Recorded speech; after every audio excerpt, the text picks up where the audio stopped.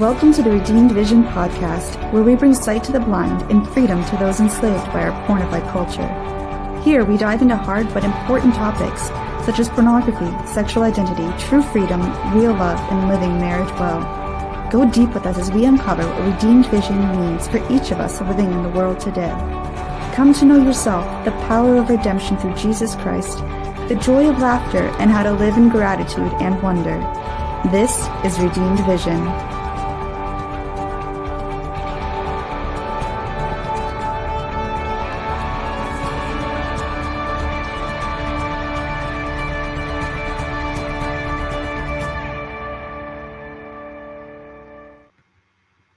Welcome to another edition of the Redeemed Vision podcast. I am your host, Steve Pokorny. Again, this is an outreach of the work of Freedom Coaching. We are found at freedom-coaching.net, where we are working to bring the slaves free, to bring those in darkness into the light, especially those who are experiencing brokenness of sexuality through pornography and other unchaste behavior. It's an honor to have you here. We have I'm very excited about today's show, and I will get into why that is in just a bit. One of our sponsors for the work here is Hallow. It's the number one app for Catholic meditation and prayer. I encourage you to download Hallow today. You can go to hallow.com/freedom coaching. You're going to find peace. You're going to be able to sleep better. You'll be able to pray more, deepen your relationship with God. I have several very good friends of mine who use this, who swear by it and say they never want to use anything else in these regards, helping them to go deeper into their spiritual life. So I encourage you, check out Hallow. You won't regret it. You're going to get 3 months free. And then as you continue on that journey, it's going to support the work we do here at the Redeemed Vision podcast and all of our entities and all of our work that we do in Freedom Coaching. I also encourage you, if you're feeling up to it, to support very good apostolates and missions. Consider donating to this work.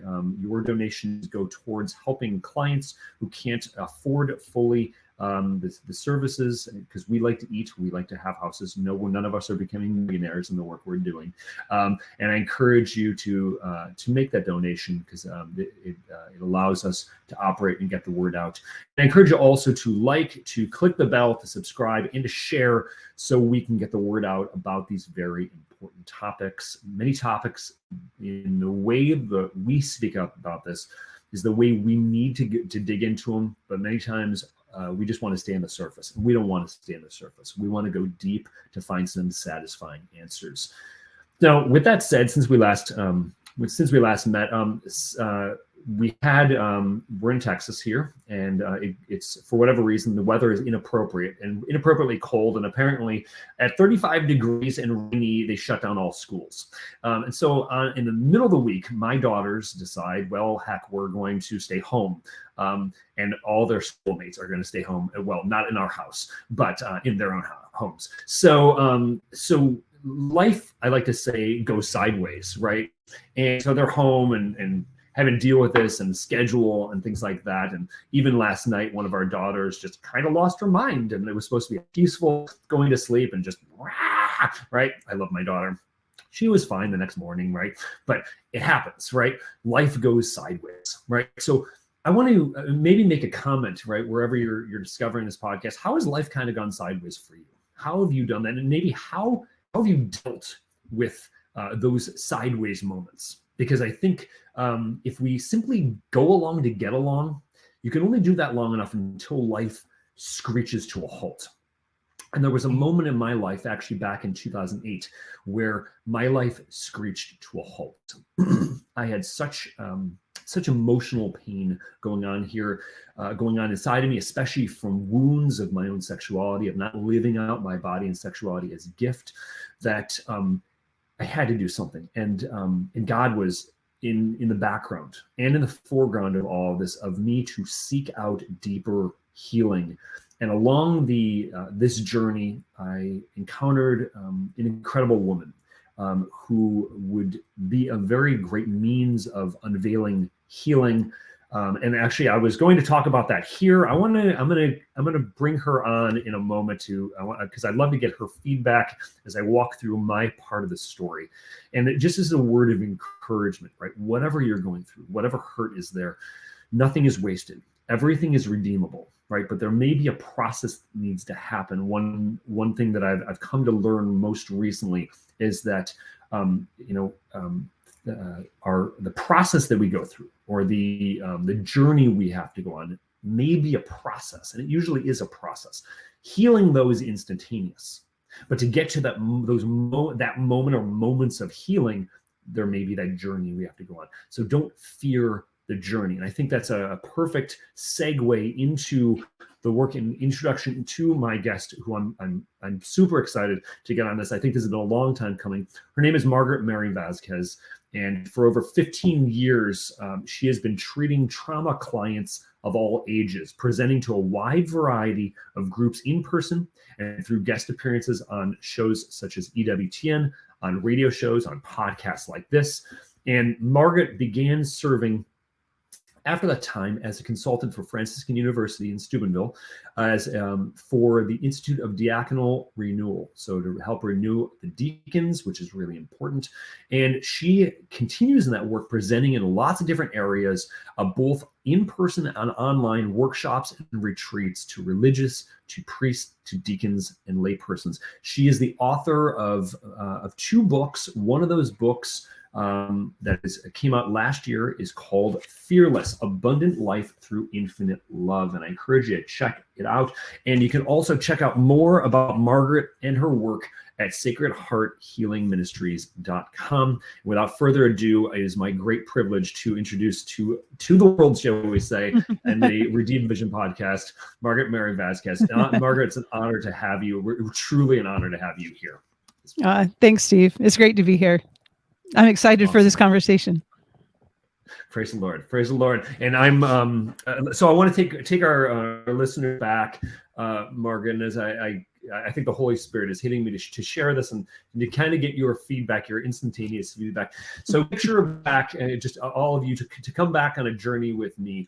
I was on this journey of trying to find healing for myself. My own wounds, especially, were centered in what I discovered was trauma. Discovered brokenness of my sexuality, of trying to figure out something. And my spiritual director at the time, and I had learned something called theophostic prayer, which was helpful, and it's a period of deep prayer where the emotions are like smoke that leads to a fire. And I came with him and said, I got some good things on there. He said, theophostic is good, but I think I've got something better for you. Right now, I want you to call this number here. I want you to call this woman. Like, all right, I'm so desperate. I'm pining, like God, like I'm just aching, just the depths of pain. Call her up, and she tells me about you.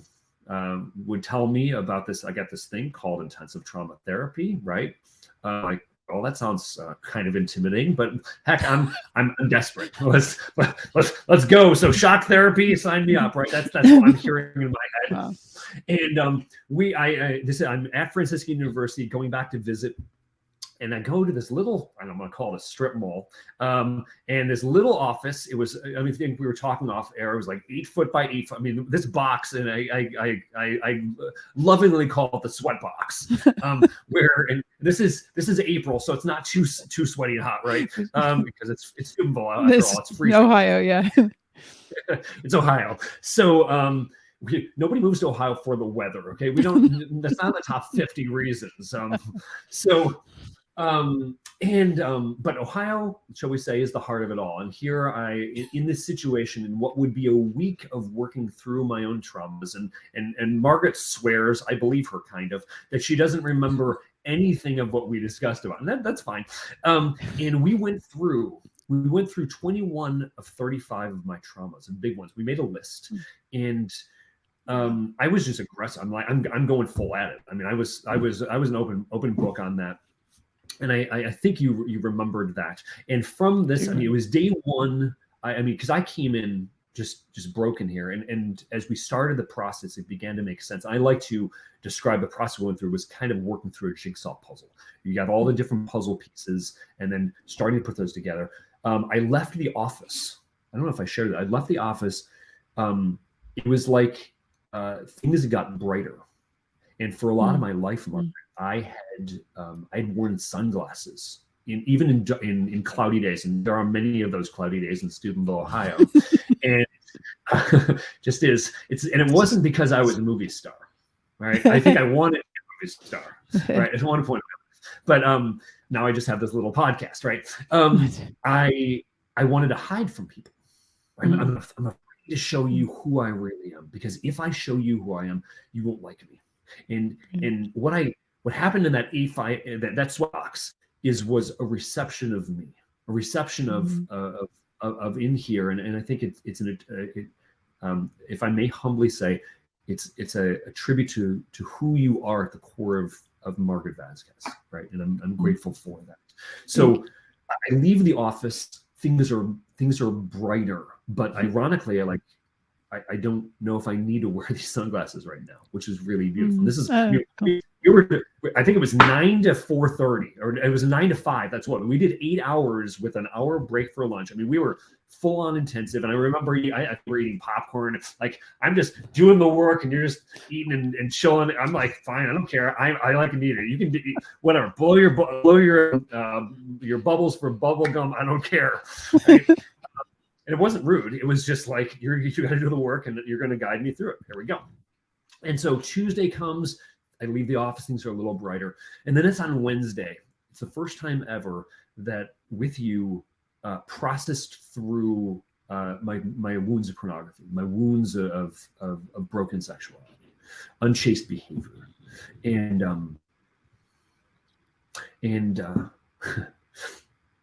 things broke inside of me in a good way.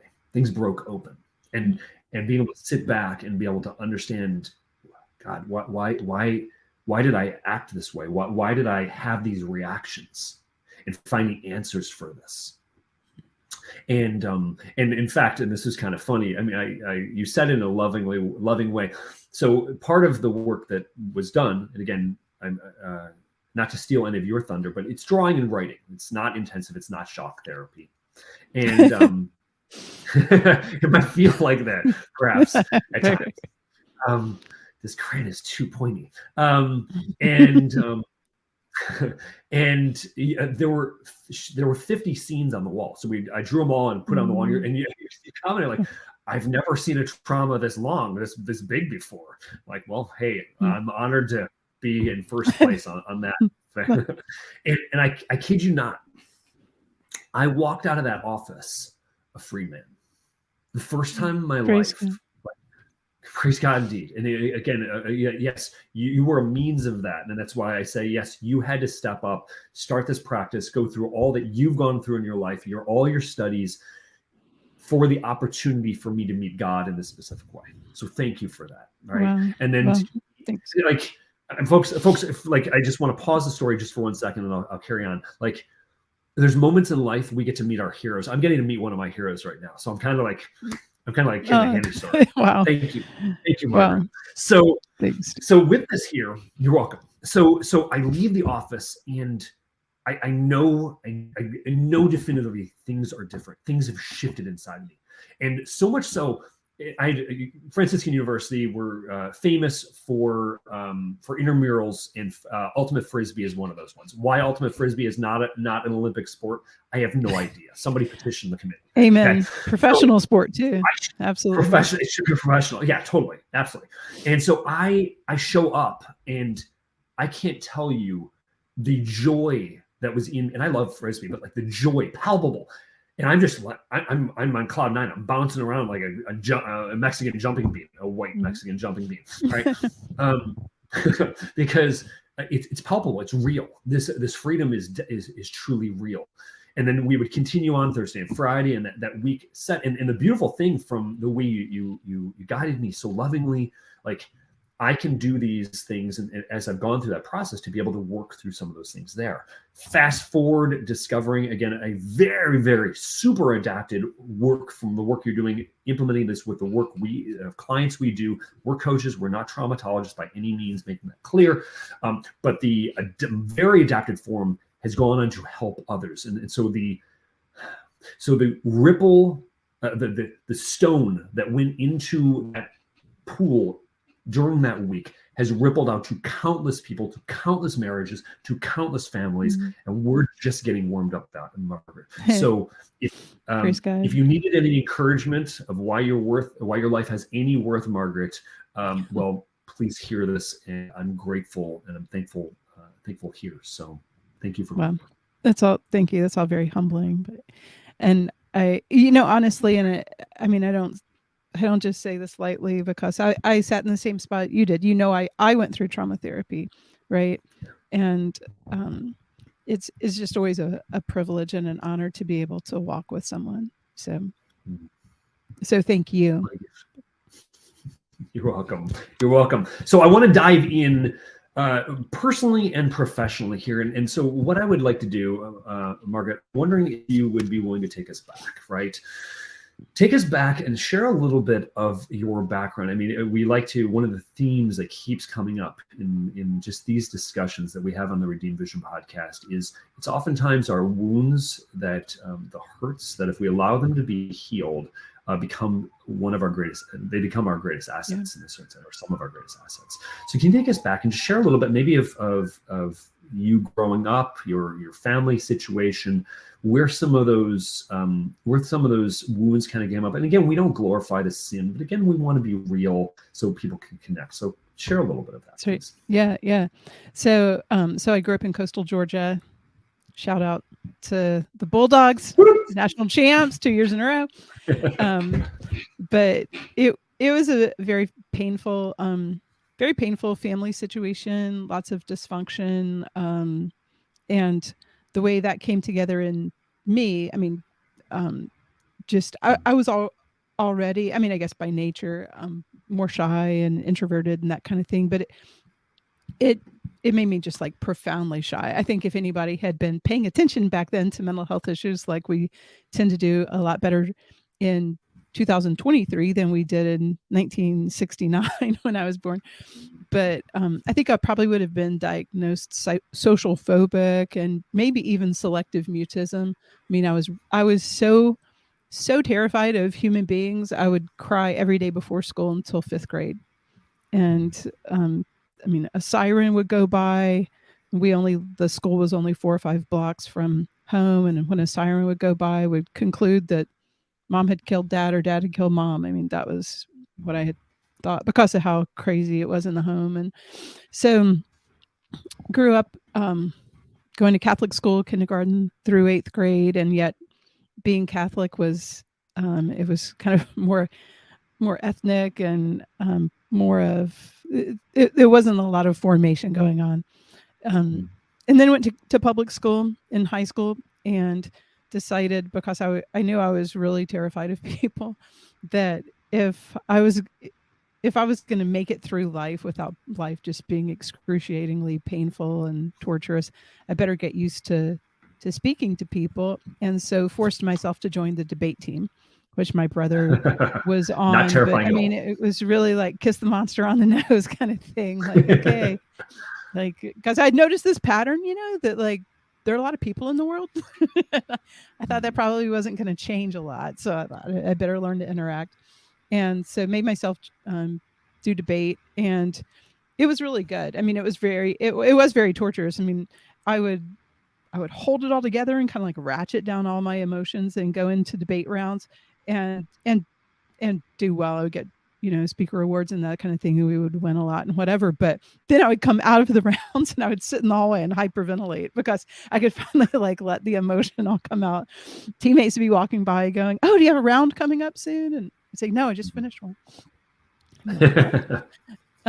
So had wanted to go to Emory University in Atlanta and become an attorney. That was really what I wanted to do because for all the wrong reasons, I got to the point where I just liked really decimating people in cross-examination. So there's nothing holy and anointed about it. It was just really like this powerful experience, right? No, it's not. And but at the same time, like, had always been, and truly believe this is a grace because it didn't match, my upbringing, but I was always really spiritually oriented kid, just always. And so had the Lord had been really working on me, that though I didn't really understand it as that, but had wanted to get a degree in theology. And so ended up going, plus Emory University in Atlanta, Georgia wasn't far enough away from South Georgia. By the time I got to my senior year in high school, I had run away from home because I was suicidal, and being at home was the source of that because of the abuse. And it's kind of it's a very sordid story. So I'll spare you a lot of the details just because it can be kind of overwhelming, the amount of abuse. And I don't want people comparing their abuse to my abuse, because everybody's pain is their pain, and there's no, but ended up, long story short, going to Franciscan University because I wanted to study theology. And so did that. And then finally, there was a lot of abuse that happened along the way besides what happened in home growing up. And these things just kept amassing and amassing and amassing. And finally got to the point where I couldn't hold down a job, and thought, I don't want to live on disability. So I'll go back to school and study, because studying was always easy. I know I can't function enough to stay employed. So I'll get a master's degree. I have a lot of support system kind of in Steubenville. So there are people here who I feel, safe with and cared about by. And so I'll go back to school and I had an undergrad in theology at that point. Okay, what can I study? Looked at the master's programs Franciscan had at that point. And the only one that really held any interest for me was the master's in counseling. And so only for that reason did I do a master's in counseling. Now, that by that point, I had been in counseling from the time I was 17. I was, 30 when I went back for my master's in counseling. Oh, no, I'm sorry, 33 when I went back for my master's. And no, I'm sorry. Yeah, I guess 32, 33. So had been in counseling for about 16 years. That had not been helpful, had been misdiagnosed bipolar, ended up being hospitalized twice on every medication under the sun. And what they do when mood stabilizers don't work, which of course they don't work if you don't have bipolar. So then what they do is they combine them with antipsychotics. And so I was on some heavy duty stuff. I mean, and it was always titrate it up, titrate it down, combine it with this or that. So halfway through my master's in counseling program, still in therapy, and the therapist I was seeing found out about this model of trauma therapy back when the place where I went through treatment was still open. And I really felt like being referred to trauma therapy was like her giving up on me. So I didn't receive it in a way, I've received it as rejection and abandonment essentially. But I thought, okay, by that point I had been imminently suicidal every conscious moment the last 18 months prior to deciding, okay, fine, I'll go through trauma therapy. And in my mind, it was my last ditch effort, and as as sad and disturbing as it sounds, like in my mind, it was like, if I try this, the Lord will know I've tried everything, and I'm going to, kind of peace out if this doesn't work, because it felt like not killing myself was avoiding the inevitable. But I felt like in good conscience, like I had to really apply myself and like really try this, really give it, 110%, and not just kind of go through the motions. And if I'm going to say I tried it, I'm really going to try it. I'm really going to be all in. And for me, it was 2 weeks of trauma therapy because there was that much trauma. And also because I've combined things over the years to try to make it more efficient and effective than what I went through, because to try to get the people the most bang for their buck, right? That kind of thing.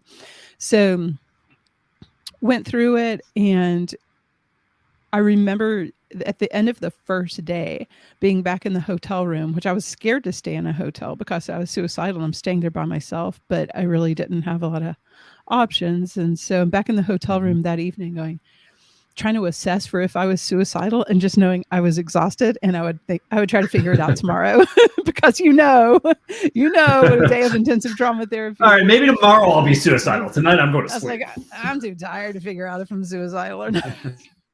Figure it out tomorrow. And so, but at the end of those 2 weeks, I mean, I was doing masters in, like I said, doing the masters in counseling program just to buy time, and thinking I can't become a therapist because I don't believe it works. And at the end of those 2 weeks, I'm like, I have to become a therapist because I know this works. Praise God. I remember my cheeks hurting and having to like rub the muscles in my cheeks because I hadn't smiled in so long. For a couple of months after going through trauma therapy, I'd be like rubbing my face because I hadn't used those muscles. So it was a drastic difference. It was night and day difference. And not to say it was a done deal. I mean, then you're freed up at that point, right? And what do we do with our freedom becomes the question. Somebody might be shackled in a dungeon and you undo the shackles and they get up and go train for a marathon. Somebody might be shackled and you undo the shackles and they go eat a bag of Doritos. Do you know what I mean? So there's like, what do we do with that? It's not like we're finished at that point. There's always more. I think that's good news because God's infinite. So please. Amen. Can I jump in here? Because you're downloading a ton of awesome things. Yeah. I want to give some commentary. Thank you. Gosh, again, the pain is very real where you came from, right? And all of those experiences led to, I'm at the end of my rope. I don't know what to do, right? Right. But this is where, unbeknownst to you, I like to call it the invisible hand of God showed up, intervenes here, and especially for those of us who get involved in some area of working with others, of working with healing of others.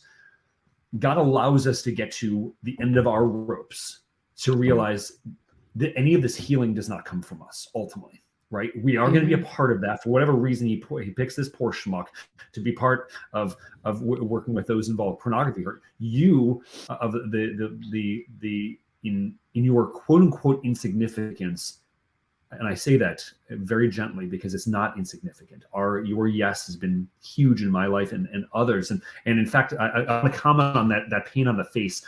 I had the reverse pain in the face. You don't remember this part, but part of things walking into what got me going into a theoplastic prayer and what brought me into especially trauma therapy for years on my face, right here on my left side, was this pain, a phantom pain. Wow. I had no idea what it was. Yeah.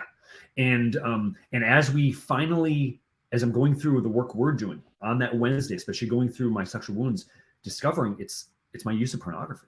It's the stuff of my sexual wounds. I'd been storing this in my body. Wow. And that's what happened. That's what Wednesday night, that's what it was. Thank God, remember this. It wasn't there that night. And it wasn't there for weeks and weeks and weeks. It was gone. So that's where that liberation, literally what had been stored in my body had left my body. It had been a mini exorcism driving this stuff out of me. So you, on the other hand, needing to learn to enter back into life, right? That life is worth living, that smiling and laughing, and you have a lovely, gorgeous smile and a fantastic laugh, right? And the world needs to hear that, and thank God to be able to hear that, right? So, and the other theme that's coming across, and you didn't articulate this, and maybe later on you can go delve into it as you continue your story, but I think part of what happens with the work in trauma therapy and the work that you specifically have done, is specific type of trauma therapy, is that integration of the human person, becoming comfortable in one's own body, owning oneself. And part of that ownership to get there, for those of us who experience trauma, which by the way is all of us to certain degrees. So if you're feeling trauma, any of those hearing this, or the different wounds, welcome to the human race, right? But God has come to heal that. And sometimes he allows mediated on that. But that integration to feel comfortable in one's skin, to be comfortable in one's body, you were beginning to really experience in that 2 weeks, and then realizing, how can I not share this gift with the world? Right. It's beautiful. Right. Yeah. It felt like, it felt like being a prisoner of war and getting like, busted out and knowing that you left other prisoners back. Right. And so how do you not go back and get them out? Right. Like that's what it felt like. So I felt like I had an obligation, to go back to those who were left behind, kind of thing. And which is funny because still to this day, because I was in counseling for 17 years, and at this point of practice, it's just short of 17 years. So I still have more years in the client seat than I do in the counselor seat. So I always feel like it's soon. I always soon. Like, they'll tip that scale. But I always feel like it's peer counseling to me, when I'm working with somebody. I always feel like a former trauma client, and more than I do like the therapist. Yeah, and I say that, and not as a knock to therapists, but I never wanted it to be like I'm up here and you're down there, which I think as clients we tend to do. We tend to kind of can tend to fall into thinking there are people like me who are broken, and there are people like these people who are kind of up on this pedestal, and I kind of can't really relate to them and that kind of thing. But as a therapist, I've always felt much more like whoever I'm working with for the week, like myself and this person, we're the treatment team, because Dr. Milburn, God bless Dr. Milburn, he was one of my professors at Franciscan, and he always used to say, you might be the expert in the field, but the client is the expert on themselves.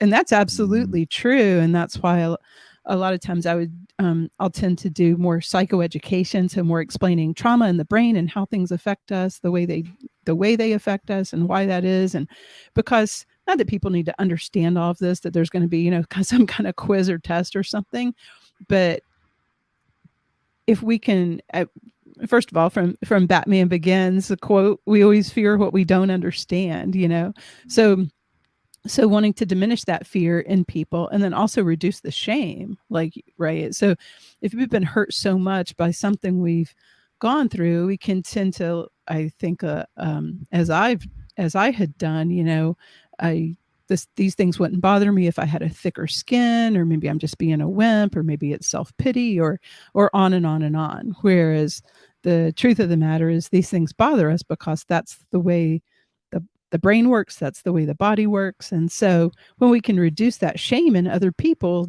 and help them really understand, it's kind of like if I'm getting up from this desk and I bonk my leg on the drawer here, and my leg turns purple in a spot, I'm not like, oh, I'm such a loser, my leg's purple, Instead it's like, no, that's what legs do when you do that to them. You know what I mean? So helping people really come to a place of understanding, like, no, like you were saying, this is the human condition, and we're affected by these things. And when we can understand that and open those things, take off the sunglasses and be seen, then we can experience being seen, and being received. And so yeah, that's kind of. Let me, I beautifully said. And I think a word that I'd love you to go deeper in here is the word connected, or connectedness, right? Because I think this just our small talks, our small chats before this, and I hear you light up, and I see you light up when we mention this. How important has that? And I think actually, before I ask the question, that notion of the person who's going through the pain is the expert in that. I think that is a really key aspect, especially if you're in the field of psychological sciences, even the field of coaching. It helps to validate their experience, because I think in the world we live in right now, and why there, amongst many reasons for this, there's many reasons for the pain and hurt. People are not being seen, and they're not being heard, right? And when they get into their own sweatbox, shall we say, with someone who is going to receive them, who's going to hear them, and let that pain out in appropriate ways, so that their story can be heard. Just doing that brings that level of connection and then opens the pathway to healing. Can you go dive deeper in that? Oh, Can you? I would Please, love please to. dive deeper. Can you stop me from? Yeah, I mean, I'll tell you how it started. I started seeing it was back in like I'd say 2016, kind of more crystallized in 2017. My brain, the way my brain works, I tend to notice patterns in things. They tend to really stand out to me. And I had noticed that it didn't matter what demographic you could change up. It didn't matter the age of the person I was working with, the race, the gender, the age, socioeconomic, cognitive level of functioning. Any of these factors you could change up. But always, if during a week of intensive trauma therapy, which is unfortunately scary term, not a scary thing, but a scary term. Nope. Then if people brought up something that was beautiful, it always, and I know you're not supposed to say never or always, but it always had to do with a profound sense of connection to God, self, or others. And when I noticed that, I mean, it was really like, St. Paul scales fell from my eyes kind of thing. And I was like, felt like my brain had a new toy. I was like, oh, this means this is so profound. This means like the same way trauma has myriad deleterious effects, connection has the opposite, right? It's like, it's antithetical. And it's what we're made for instead of what is the undoing of us. And so I was kind of geeking out on that for a couple of weeks and then thought, wait, this is like a super fluffy term. Like, what is connection? Like, right? It's just like you kind of hope cross your fingers. You're a girl. Don't worry. You're all about the hope for the best. Pink cotton candy and unicorns. There you go. Yeah, it's a beautiful connection. Because if it's more knowable than that, then we can be intentional about it, right? If we know what it's comprised of. And so then thinking back over my experiences, because counselors are people too, like a bumper sticker that says over my experiences, but also what had been reported to me over the years by people, I noticed these factors were always part of the principles of what helped people experience connection. Was that we're knowing that we're chosen. So I would define that as being directly and intentionally related to, right? I'm not looking at my phone and just kind of glancing up and talking to you, or you're not kind of an afterthought, or, that kind of directly and intentionally related to, from the premise that you're very good, right? All of these things are interwoven, because if you're directly and intentionally relating to somebody in a, that they're the enemy in a negative way, then that's not helpful. The next principle would be that we're known, which I would define as being seen and heard as an individual who's very good. Right, hearkening back to Genesis. Yes. And then the third one, that we're valued, and I would define that as that we have inherent dignity based on who we are as children of God. We don't have to earn our value based on looks, money, status, performance, productivity, whatever arbitrary metric you can plug into that. We already have that value, right? That's, I just kind of like to look at people when we wear a crucifix or something, like that's your price tag. Right? Like that's what you're worth, right? Like that's how God sees it, right? And so he must be right. If I disagree, chances are I'm wrong, right? I'm the one who's right. And then the fourth factor would be boundaries, and that would be that there's a place where I stop and the other person starts, and I don't get to cross into that area unless I'm invited in, and then the Lord has his boundaries around us as well, right? So and because we're body, mind, and spirit, we get boundaries in all three of those areas. And as much as get boundaries, like they're a right, they're actually a responsibility. They're good stewardship of yourself, they're good stewardship. So once I noticed those factors went into connection between people, this is what comprises healthy connection, started to dawn on me, the people that, kind of from the outside, you can kind of get a feel for, this person really kind of has their stuff together. They have their act together. They really seem to be whole. There's some attractive factor that really seems like you can see the love for the Lord shine through them in a really particular way. And started thinking, okay, so as much as I can deduce from the outside of my experience of this person, these people, this is how they relate to themselves as well, right? choosing to directly and intentionally be purposeful about their life and how they relate to themselves, and knowing that they're very good, and that their value is inherent, that they don't have to earn that, and respecting their own boundaries, right? So not beating themselves up in terms of being super critical and overextending themselves and that kind of thing. So then I noticed that, and I was like, wait, this is the same way the Lord relates to us, right? He starts at the inside. We usually with each other, we start with boundaries. That's our first introduction to the other. Is this person feel safe? But the Lord starts on the inside. He chose to make you of all the potential people he could have made, right?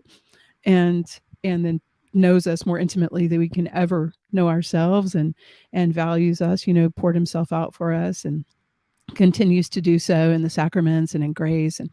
And then his boundaries, I look at it like when we're the parent and he's our father, right? We have that, boundaries are, I provide protection and provision for this person, So I noticed that, and then I'm like, wait, it's the same way he calls us to relate back to him, to choose him, to know him, to value him, to receive his boundaries as gift instead of as limit, and so once I noticed this, it was like, it became super simple, which I was really grateful for. I only have 4 things to remember in terms of relating to others. Yeah, go ahead. This is so important and so profound. We got to unpack this, and I want to make sure that we're hearing this. All those who are listening to this and seeing this, like, go back and maybe just take a step back and think in your life, right? And I want to share this piece, and I've noticed this in my own work and working with clients who are dealing with their own broken sexuality. That when in the moments in which they're not using, for instance, pornography, not getting into that behavior, is when they are connected, is when they're surrounded, they're around good things. And there's actually pop quiz to you. I'll ask this, and I've asked this on the podcast when I asked you, Margaret. Do you know what the number 1 day for the lowest use of pornography use in the U.S. is? Number 1 day. A year long. I would say it's a day where we feel very connected to other people. I'm trying to figure out what that might be, because I know holidays can be difficult for some people, but the one day that usually connects us well is Thanksgiving.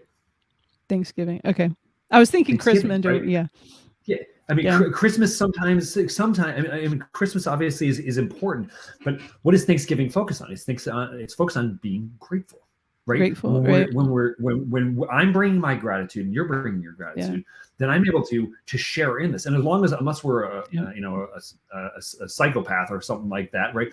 I'm not comparing my gratitude with yours and like my gratitude is better than yours. I don't know who does that, right? But like to be truly grateful, right? I think this is inherent to being human. So critical thing. And I think this is also where so many people get themselves into trouble. And this is especially one of the first things we focus on with clients is working on being grateful, entering into an attitude, developing the attitude of gratitude. If we've been, to pick on somebody I'm speaking to right now, we've been in a place of unhappiness or perceived unhappiness for a long time and not even smiling for years, whatever, right? It's a muscle that we're okay, I'll be grateful, right? It's a muscle we've got to develop. It's in there. It's inherent to us, right? And this connects directly with these. So we're talking about connectedness, right? We're connecting with connectedness. These 4 elements. And I want to make sure that if you're listening to this, maybe pull over as you're driving or stop what you're doing. Write these down. These 4 are really clear, and I want to make sure I've got them clear, right? I'm hearing we are chosen. We are beloved sons. We are chosen for the goodness of who we are, not of anything we do. And especially when we're directly and intentionally related to, that's when we really begin to receive that. Second, being known and seen, which obviously these are going to all be connected. I mean, they're going to overlap. I like to say concentric circles here. That's the way I'm kind of visually mapping that out in my brain. And you can correct me. These being known and seen is second, because again, as I said, like so many of our culture, this is part of the major work we're doing on this podcast, to help people to see with a divine vision, this redeemed vision. And when we know that we're seen, we know that we're in that place, then it can move to this third part of being valued. I recognize the value. I get the value. I'm not what I do, but I am who I am. I don't have to earn anything. I don't have to prove anything. And to live from that space is exhausting. God, it's exhausting. Oh Lord, help me. Right. But when we get to a place, right, that like, I don't have to prove anything, and I'm loved here in the space, really, in all my brokenness. Oh man, I'm in it. Right. And then the fourth space is those boundaries. Healthy boundaries are huge. And for any of those, Margaret, I know that you are well aware of this book, the Cloud and Townsend classic book on boundaries, a book that I've recommended to people. I do recommend everybody check it out, in addition to your book. But getting clear on what are your boundaries is very important. And I like to use the analogy of a castle, right? You got a castle, you got a moat, maybe there's a little dragon named Benny in it. You can name it whatever, that's your dragon. And we got the drawbridge, right? And the drawbridge for a lot of people in the world, because we're so because especially the brokenness of the families we come from, we're just letting everything in. And to do that, there are going to be people in life who don't care for us. And we all know this, right? We all have that experience. And when we don't have those healthy boundaries, they're going to come into our castle, our interior sanctum, and they're going to run roughshod out over us. And that hurts deeply. So we do need to learn to put that, to fix the mechanism, shall we say, that draws that drawbridge up, so that we can keep the drawbridge up, because we're not going to get spiritually naked with everyone. Right? We can't do that, right? Please don't do that all the time when you go to your banker, unless you know your banker well, right? It's a little awkward, right? But then there are the very important times where we have to let this down, where like my wife says, hey, can I just vent right now? And as a husband, in my little wisdom I'm picking up, don't try to solve it. Just that's it. Like she's popping, and I'm not good at it, man. I'm working on it, right? I'm doing better, but that space. But do we know where our boundaries are? And then also, do we know where the boundaries of others are? That's where relationships flourish. And I think with the value of what you're bringing here, Margaret, when I'm crazy excited about this connectedness, it's not just the boundary, or you're exploding the theme of boundaries in a good way. Those ideas shows being known, valued, along with those boundaries. Huge deal. So moving from that space, right, in the people that you speak with about this, and the people that you directly are working with, what's been their response? And that's part A to that question. Part B is I assume there's resistance to that, because it's a totally different paradigm, and it's terrifying if we have to step into that space.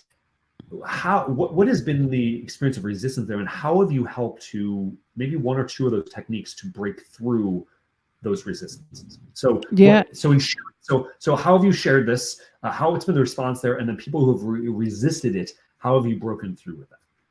Yeah. So how I've shared it, I started sharing it first in trauma therapy when I was still doing more of that, doing that on very limited basis now. But so I share that in the healing and formation missions that I'm doing in parishes and diocesan groups. Also sharing it in more of a workshop format, a human and spiritual integration and trauma-informed care workshop format for people who are on front lines of ministry, whether it's clergy, religious, parish workers, spiritual directors, student life staff at universities, and people like that. So that they can know, if we know these things, we can be intentional about them, right? Retreats as well. I've done retreats, and we've really, the book Fearless actually was what I did to share this over the COVID lockdown, because I thought my dog was going to report me to the ASPCA for walking her so much. So she kept looking at me like, get a hobby, lady. So I took this concept. You're like dragging with a chain. That's right. That's right. Can we stay home? So the book Fearless really cracks open each one of these. And the reason that it's, even as I wrote it, I felt like it was working on me, and it was so interesting. I thought, we hear like God is love or God loves you. And that's kind of, to me, it's like trying to swallow a bowling ball. Like, this is so big. Like, how do I get it in there? But to me, like, those concepts are like that helps to like break that apart, right? That he loves us. When people resist that, what I've seen, ideally in a perfect world, we'd have perfect parents, and parents would completely communicate these things to us because they would have been communicated to them. It would be how they relate. And if that happens, even in a close to ideal way, then the person comes away with a greater sense of being known and being accepted, kind of interchange that with being valued, right?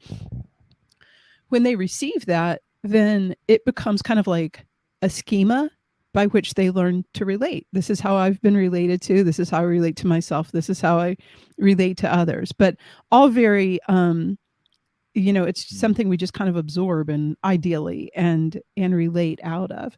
But just because it hasn't happened in childhood doesn't mean like, oh, well, like you missed the boat. Sorry, buddy. It's going to be a rough life.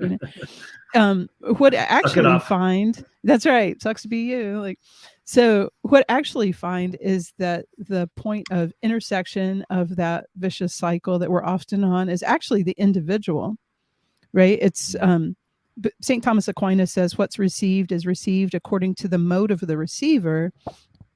So it's not so much that, can I receive these things from the Lord, which I think we can tend to focus on from a theological perspective and a spiritual perspective. If my connectedness to myself is that yes. my mode of operation is that I'm not lovable, I can go sit in however many homilies and talks and spiritual reading about how much God loves me. And I'm going to be thinking, this applies to other people, not me. If you knew my past, if you knew what I'd done, deflect all of these things away.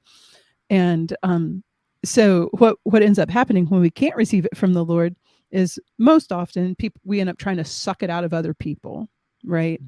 It's like, okay, here's somebody right in front of me. Make me feel known, make me feel valued, make, all of these kind of things. But most often they're looking to have these needs met too, because it's our most fundamental need. I'm convinced it's our most fundamental need. So it ends up being a very unfortunate kind of setup for failure and frustration and that kind of thing. So the point of intersection really becomes my relationship to myself, to come to choose to be directly and intentionally relating to myself and conscious of my self-talk. Am I beating myself up? Am I putting myself down? Am I being super critical and perfectionistic, or overextending myself, just kind of running myself ragged as a way to try to earn my value and pleasing people, all these things, like you're saying, bleed over into the other. When I change up how I'm relating to myself and I begin to relate to myself like someone who's lovable, now it becomes some like there's a greater capacity there to believe that God loves me, right? And so then I'm able to receive a little bit more of that because I can conceive it. So now I can receive a little bit more of that. As I receive it more, then I'm able to conceive it a little bit more, relate to myself a little bit differently. So it has this like positive interplay, kind of like pedals on a bicycle or something like that. And then all the while it changes how I relate to other people, right? Because I'm not relating to you out of make me feel known, make me feel valued, right? It's all gravy at that point. Like God's infinite and we're finite. So when we can really, if we can plug the holes in the colander of our heart by changing up how we relate to ourselves, now it's not like, the Lord's pouring in, but it's pouring right through, like trying to pour Niagara Falls into a colander, and at the end of the day, it's still empty, right? But instead I'm receiving, and there's way more of his love than my need for his love. And so now we become conduits of grace, or it's flowing out to others. Amen. Thank you. Thank you for what you're sharing. And I just to unpack this segment here. And again, for those who are just tuning in, we're speaking with Margaret Vasquez, the author of Fearless, and a woman who has been influential in my own healing journey. And I think what you're speaking of, Margaret, I mean, I think if we, with the world we live in, especially in the world of social media and whatever, there's a lot of images who I'm supposed to be, of the image of the human person that are frankly just faulty, that are trying to, that if we follow everything else out there and what everybody else is doing or what everybody else is telling me to be from whatever marketing schema we're on, or even false impressions of my own humanity that come from my own father or mother, right? Those things will shut us down ultimately. And I think for some people, one of the ways it gets expressed is they just go numb. They just don't feel anything, right? Because it hurts too much. I was there for a period of 2 years. I mean, I think I had just gotten through that, and there was this huge wall of pain where when I encountered some of our work, where I was working my way through that. And because to be comfortably numb means, in a certain sense, it's not just Pink Floyd. It's I can't relate. Sorry, I had to mention it's a great song. You're welcome. And you're a child of the '60s apparently, so I have to mention that. Right? So you're welcome. And I'm right behind you by 10 years. So there we go. So within that, right, when we're not able to connect emotionally with others, we can't establish empathy with others, and we cannot connect. And thus we're I like to say shooting ourselves in the face, because we're doing all these things trying to enter into relationships. And for instance, if we're misusing our sexuality as gift and going from one person to next person, or one image to a next, it reinforces the brokenness there, right? Yeah. So the way forward, right? And I that's why I love the title of the book of Fearless, is we've got to confront those. And the way forward is going through those, shall we say, those circumcessive circles, those connected circles in this, because and it is a challenge, I would say, in the world we're living in, because most people, for instance, when they get in the car, after they turn on the engine, yes, we're in Texas when it is hot. I believe the heat will come back to the great nation of Texas. We turn on the air conditioning. The next thing that happens is we'll turn on the radio. And then after about 5 seconds, flip, or on or whatever device to find a podcast or something to fill the space with noise. And if we're constantly filling that with noise, we never really get in touch with ourselves, right? And so what you're talking about with connectedness is genuine, real intimacy. And what we absolutely all are, what we're aching for here, right? So we're in this here. When you've shared this with people and people are going through that work, what fruits are you seeing coming from this? What have you experienced? Maybe 1 or 2 testimonies that you can share. Yeah, it's just getting a lot of feedback recently, actually, as I was reaching out to set up parish missions and things like that. And the timing of it was kind of crazy, but I've had a lot of people sharing that it's here. I'm going to read this one if I can. I can pull it up on my phone quickly. It's an anonymous. They asked, did it remain anonymous? Of course. Sure. If I can find it. Yeah. Please only share what you are able. Sure. Yeah. So this was from a retreat, right? So the person said, after going on a retreat with Margaret as the retreat master, I came away not actually knowing if the retreat would bear fruit, because I'd heard a lot of her content before. It had been helpful then. As I prayed over and began to use some of the material to help my anxiety and fear, I realized a pattern of sinful pride that had been in my life as long as I can remember. Over the past 6 months, it's freed me and helped me to set boundaries for myself that I did not know that I frequently violated. My spiritual director had said that a good retreat would last a year. I do think that this will last a year.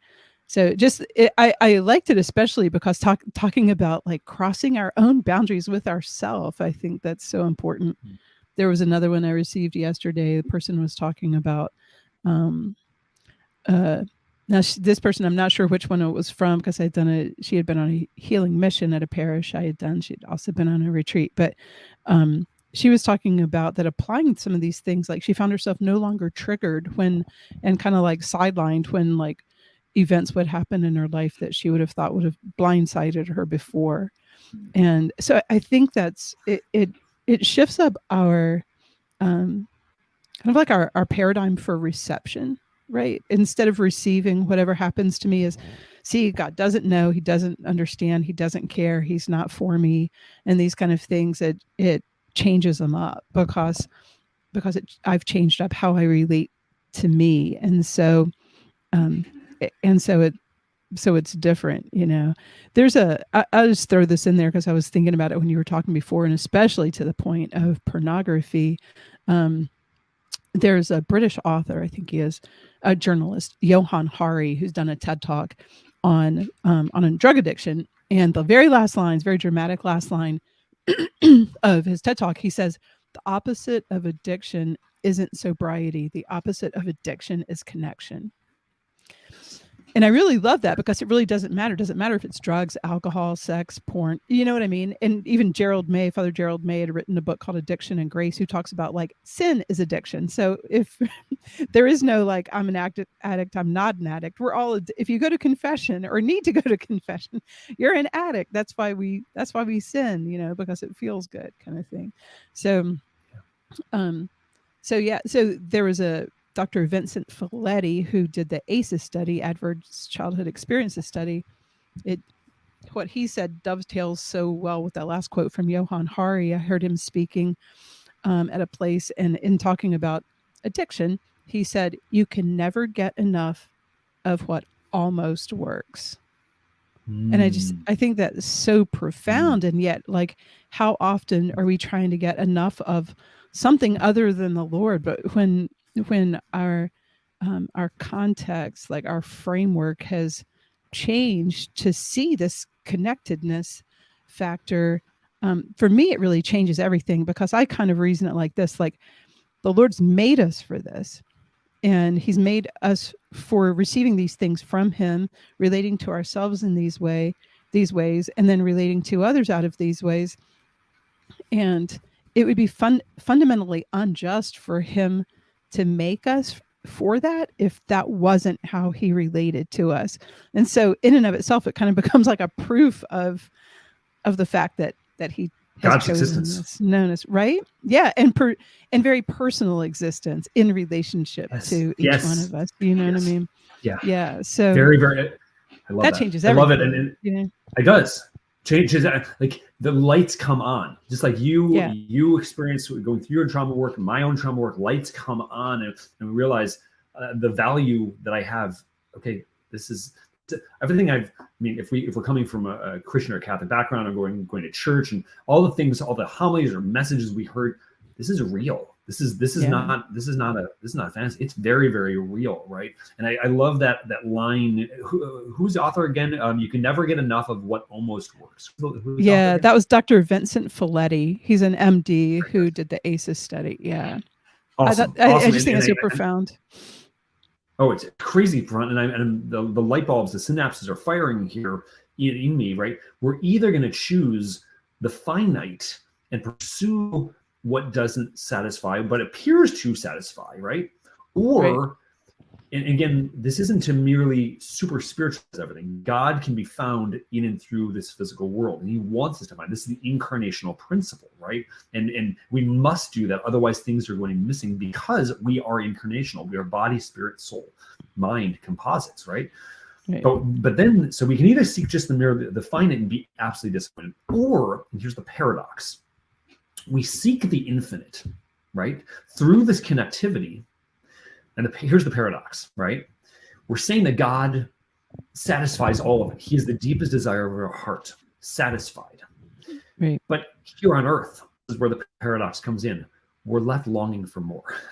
But we know, here's where it is. We know we've tasted and we've seen something that's good. We've touched something that's very, very real. I mean, this is First John. John, I'm hearing that. Yeah. 1-4, right? What we have seen with our own eyes, what we have touched, right? We want you to experience it so our joy can be complete. And I think this is a beautiful pausing moment, because I think we might have another conversation or three in our discussion, unveiling this. Call me a prophet, if you will, because I think there's so much here to unpack, right? That the pain that you're going through, my brothers and sisters, if you're hearing this conversation, God, I have had these endless nights of just wailing exteriorly and also in my heart. When, oh Lord, when? Healing is real and it's meant for you. Now, again, I don't know the timeline. We're not making a prediction on that, but you need to open that space up. You do need to learn to connect with others, or as I say to those who are especially in marriages, right? You must learn to lean into the other. And I would say the first leaning in is to oneself. You've got to lean in, learn to listen to what the pain is actually telling you, because we spend so much time, it's exhausting to run to stuff, to hide, to ignore. And I say, I guess the old workout routine, right? Stop the insanity. I forget who the author was, right? Get off of that merry-go-round. Come to discover the goodness of yourself, and your trauma, the pain, the disappointments is a sign for healing, and that you are actually meant for healing, and it actually can happen, and make it happen, right? So to two bumpkins who stumbled into healing along this line here, we are not the exception to the rule. We are simply two witnesses to that. And I want to encourage you, all those who are hearing this, to check out actually Margaret's work. And Margaret, if you would share, actually, I don't want to steal your thunder on that. What is the best way for people to get in touch with you? What are those specific retreats? If you get titles for them, if there's other, however you describe it, what's the best way for people to get in contact? Sure. Yeah, people can find me at sacredhearthealingministries.com. Shoot me an email at margaret@sacredhearthealingministries.com, or fill out the contact form on there. Loving going into parishes, dioceses, groups, and doing the kind of like it's a day and a half or day and a quarter, I guess, healing and formation missions, or doing the human and spiritual integration and trauma-informed care workshops for those on the front lines in ministry. And then also doing the 4.5-day retreats, if that's what people are looking for, but come out to your place, to your group, to your parish and diocese, and provide these. And also I have a podcast, Wholeness and Holiness. You can find that on all the major platforms. And the book Fearless is really cracking open what we've been talking about. Abundant life through infinite love. That's what makes us fearless, right? It's his perfect love that casts out all fear. So Amen. Digging into that. Amen. Yep. Love it. Margaret, an honor to have you here. And now for something completely different, I want to introduce you. I warned her right off the air, like I do with all of our guests, but I don't give it away unless they've actually listened to the podcast, right? Maybe you'll become a subscriber and listen as well. That's right. But we call this the 12. Okay, so this is just a series of 12 questions to help people. It's kind of like intensive trauma therapy. It sounds really intimidating, but I promise it's actually kind of enjoyable as you go through it. Okay. All right. So there's a series of 12 questions just to help our audience to get to know you a little better. What I would encourage you to do is don't overthink it. Just kind of first thing that pops in there, sure. Okay. All right. Here we go. Are you go. going to analyze me? No, I'm just kidding. Okay. No. I will leave that to the traumatologist. I'm a mere freedom coach. That's all I am. So. Here we go. Ready? Yep. All right. The nervous laughter gave you away. Maybe not. All right. Here we go. Number 1. I told you have a great laugh. All right. Here we go. Number 1. Peanut butter, crunchy or creamy? Crunchy. Number 2. If you could be any Star Wars character, who would you be? Not really a Star Wars fan. Probably say Luke. Okay. I just want a lightsaber. Yeah.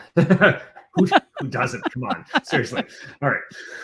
I just want the sound effect, right? Here comes Is that Chewbacca? Was that Chewbacca there?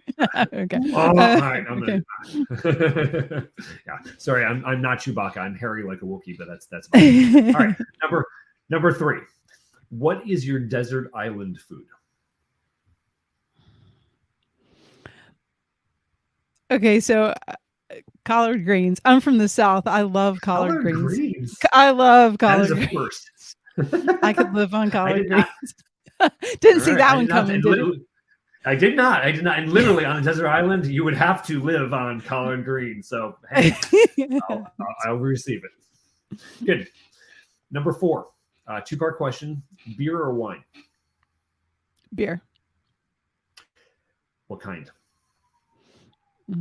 Dark. Dark beer. Any kind of dark beer, really. any kind of dark beer. Very good. I wonder what Luke Skywalker.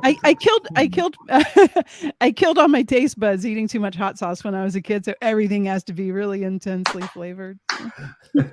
I did not know that. Maybe that's the love where the love of collard greens comes in. So you can't taste them. So that's it. Maybe that's it. Oh no, you didn't. Sorry, I couldn't resist. I'm in the South too, so there you go. All right, number 5. What is your most memorable Christmas gift growing up? You received growing up? Gee. We're bringing you back. There's really nothing that stands out. It's honest. I'll receive it. Good. Number 6. What is your bucket list city or country? Honestly, just want to get back to coastal Georgia. I mean, I think it's the most beautiful place in the world. So I love it. Would like to go to Assisi. So you can throw that on there. It's a good Franciscan, kind of thing. You'll love it. You'll love it when you go. I'm declaring it. You will go. So it's beautiful. I'll take that.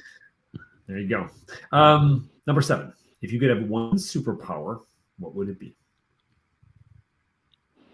Being small. Oh, being small. Yeah, I tell a funny story. I don't know if we have time for it, but about Ant-Man. I had to give a talk at a not had to give a talk. I got to speak, present a workshop at a statewide thing a couple of years ago for child welfare workers and that kind of thing. And I was in the hotel room that morning getting ready, and I was really nervous because I was like, I'm just little old me. This was several years ago. I was like little me, and how do I make myself big enough, right, to be important around all these people on this state level and that kind of thing. Okay, I had turned on the television, don't know why, and now I know why, because this is what happened. There's kind of the movie that was playing on loop was Ant-Man. So I'm getting ready that morning, and I'm kind of fretting about my littleness, and then all of a sudden, like, the Lord had like Ant-Man like pierce my thoughts, and I'm like, wait, being little is a superpower, right? And so I went in and did my workshop totally from the perspective of having been a trauma client, and instead of trying to inflate myself into this important trauma therapist, and it was like wildly received. People coming up to me after the talk and going, from the moment you opened your mouth, I knew everything you were sharing was authentic, and things like that. So I really seen like how littleness is a superpower, right? You can get into places. I do not normally comment on the 12. I have to comment on that. And this is living, like, because this is such a beautiful point going into, what we were just talking about, right? We're so afraid, or the line that's told, we've got to be perfect. We've got to have it all together. If people knew what's going on here, they would reject me. They would abandon me, right? But that's a lie. For people who get what life is about, who get what relationship is about, it's only when we actually open that up and I'm thinking of Legos or Connects or whatever that childhood toy is. When we put out that little, our little Lego or Connects, it allows other people the opportunity to connect there. It's the ET moment, or even the connection of God, and Adam. Right? Yeah, and Adam. It allows then for life to come forth from that. Oh, I love that. Oh, and so again, you're proving again, nothing is wasted. Everything is redeemable, and even Ant-Man in Marvel can bring us to God. Right. God can speak through anything. Anything. That is awesome. Thank you for going deep on that question. Beautiful, beautiful. Number 8, 2 parts. Have you seen The Chosen? Yes. Okay. Impossible question. Follow up. What's your favorite episode? If you can only pick one. Man, I'm trying to remember. There's this. I know what my favorite scene was. I always forget which episode it's in. Can I go with what's that? The scene? Yeah, okay, so there's a scene where the apostles are standing around Mary Magdalene. I can't remember if any of the other women are standing there, but I think Jesus is off healing, right? And he's really exhausting himself healing. Episode 3, season 2. Okay, and they're standing around talking about like, oh, I thought he was only. I think it's either James or John says, I thought he was only going to come back after everything was holy. And Mary Magdalene says, I don't think he's here. I don't think he's waiting for us to be holy. I think he's here because he knows we can't be holy without him. Love it. I just love that. That is, that's it. I mean, that's like a gut punch, right? And so, yeah. So stop trying to be holy. Let his holiness be done in you. That's right. He's the sanctifier. It's above our pay grade, right? Let him do his work. Amen. Amen. Yeah. Beautiful. Number 9. Besides your name and date, what do you want written on your tombstone? Yabba dabba doo. It's quitting time, man. It's quitting time. Going home. Okay, I mean, it's either between that or see ya suckers, but I think see ya suckers. Peace out, yo. That's right. Awesome. All right. No. See, listen, we're Christians, and we're not bumps on a log for anyone who's hearing. All right, here we go. Okay. All right. Number 10. If you had to pick a favorite saint, just one, who would it be? Favorite saint? Saint, you said? Saint. Not sin. No. That's a whole other conversation. Saint. No, at first I thought you said seat, like SEAT. First class. I mean, I kind of have 3, but Saint Mary Magdalene for sure. I relate to her. Yeah. I mean, it's hard because just so many people I want to throw in. I know, that's what I'm taking. I'm saying to one. This is why. Mary Magdalene. That's my final answer. Somebody says, ding, ding, ding. It's true for you. Beautiful. Number 11. If you had to be martyred, how would you like to go out? Oh, on fire. Absolutely. On fire. Yeah. Awesome. Yeah. Beautiful. And number 12, why be Catholic? Wow. The Eucharist, bottom line. I mean, that's the bottom line for me. I mean, there's the whole, I can go off theologically, but it's really heart speaks to heart, and ain't nothing like the real thing, baby. Yeah. Amen to that. Beautiful. Well said. Margaret Vasquez, you knowing me personally and knowing me professionally, it's an honor to know you, to get to know you a little further, to see you further here, and to allow others to see and know you a little bit. And I especially, my prayer and my blessing for you is that your work is even more abundantly fruitful. It has for many, many years so far. And I pray that in this journey, the journey that is developing in front of you, that it is truly life-giving. So thank you for you. Thank you, Steve. You're welcome. So, and hold on, we'll chat offline. And to all of those who have heard this, I want to thank you for being here, and just the encouragement again to open those wounds, open those hurts up, seek connection with those who are striving to be healthy, right? We're not, all of us have things to work on and to traverse forth. So I encourage you to enter into that. Again, I please to share, to ring the bell, if it's appropriate to the platform you're listening to share this message, because our world's in desperate need of healing, and to help us to see the world as God sees us, see each other through this redeemed vision. I am Steve Pokorny. I am the founder of Freedom Coaching. This is the Redeemed Vision podcast. And may everything we do give glory to the Father, the Son, and the Holy Spirit, as it was in the beginning, is now, and ever shall be, world without end. Amen. And remember, everything is redeemable. Nothing is wasted. God bless you. Until next time.